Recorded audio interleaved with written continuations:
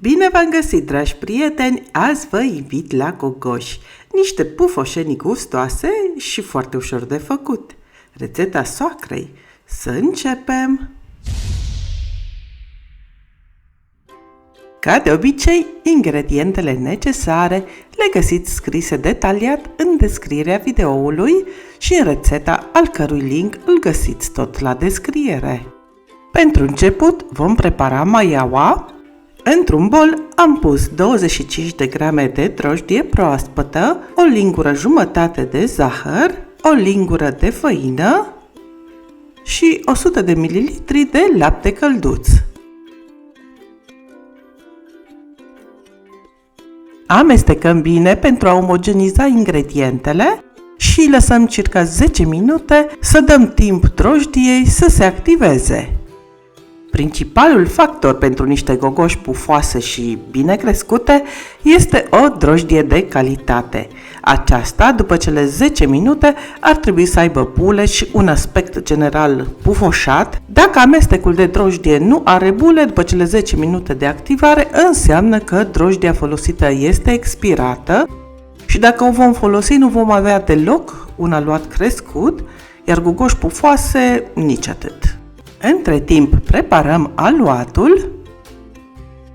Am cernut 500 de grame de făină tip 000. Cernerea nu ajută doar la înlăturarea eventualelor impurități din făină, dar asigură și aerarea mai bună a aluatului. Peste făină adăugăm și puțină sare și amestecăm, făcând în mijloc un crater în care voi turna restul de 200 de ml de lapte și un ou întreg. Amestec ingredientele. Adaug și arome, coajă de lămâie, eu am avut din acea conservat borcan în zahăr, niște esență de vanilie. Iată și maiaua noastră. Observați ce aspect pufos are. Asta înseamnă că drojdia este bună și că s-a activat. O turnăm peste restul ingredientelor. Așezăm bolul la robot, atașez cârligul pentru frământat. Acest cârlig se folosește pentru frământarea oricărui tip de aluat deosebit. Timpul de fermentare este de maxim 7 minute. Eu am amestecat inițial ingredientele, dar dacă nu ați făcut-o, porniți pe viteza 1 până se încorporează făina în aluat, apoi măriți viteza pe treapta a doua.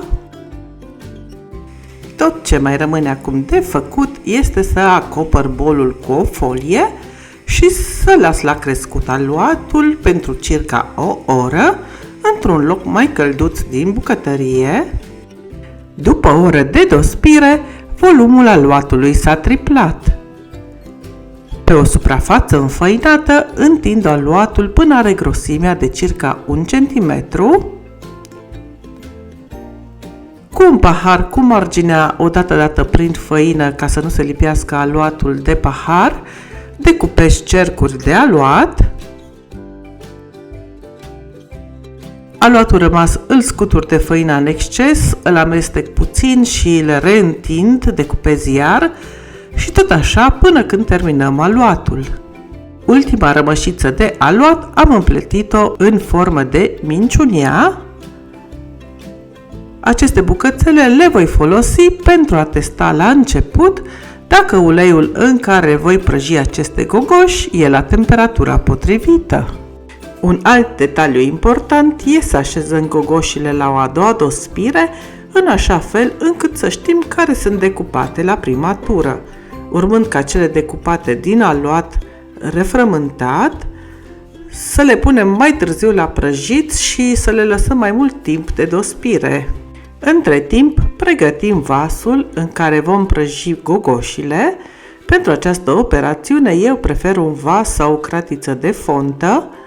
Fonta are proprietatea de a se încălzi foarte tare, dar și de a păstra uleiul la o temperatură foarte mare, dar constantă.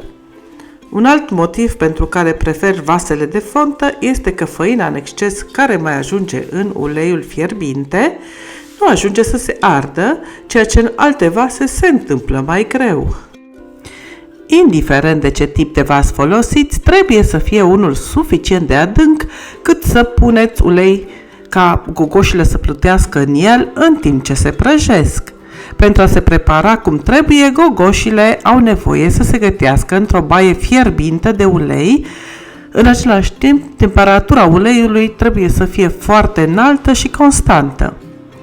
Uleiul e la temperatura potrivită atunci când aluatul tocmai adăugat plutește, iar uleiul sfârâie instant la contactul cu aluatul. Adăugat prea devreme, într-un ulei insuficient de fierbinte, aluatul va absorbi multă grăsime și nu va crește suficient. O regulă pe care am auzit-o atât de la mama cât și de la soacră este de a pune gogoașa în ulei pe partea opusă celei pe care a dospit a doua oară. Un alt detaliu pe care l-am observat din experiență este să nu pun prea multe gogoși la prăjit odată, deoarece e o tendință ca uleiul să scadă prea mult în temperatură.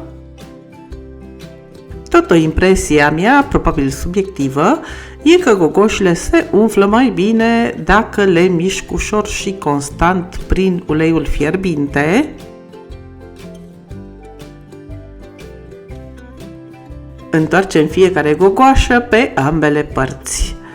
Pentru aceasta folosiți o spatulă sau alt instrument, dar evitați să le întoarceți înțepându-le cu furculița. Asta le va umple de grăsime pe interior. Odată făcute, gogoșile le las să se scurgă de grăsime puțin într-o sită.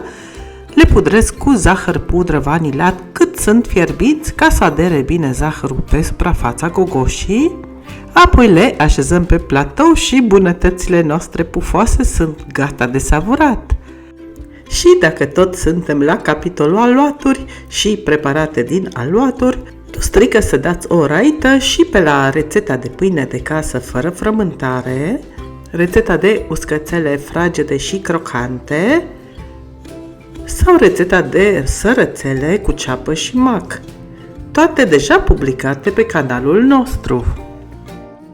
În final, vreau să vă mulțumesc că ați stat azi din nou cu mine în bucătărie. Faptul că alegeți să gătim împreună mă onorează în mod deosebit. Nu uitați să vă abonați dacă nu ați făcut-o deja și apăsați și clopoțelul pentru a primi notificări ori de câte ori public ceva nou. O zi minunată vă doresc în continuare! Bye bye!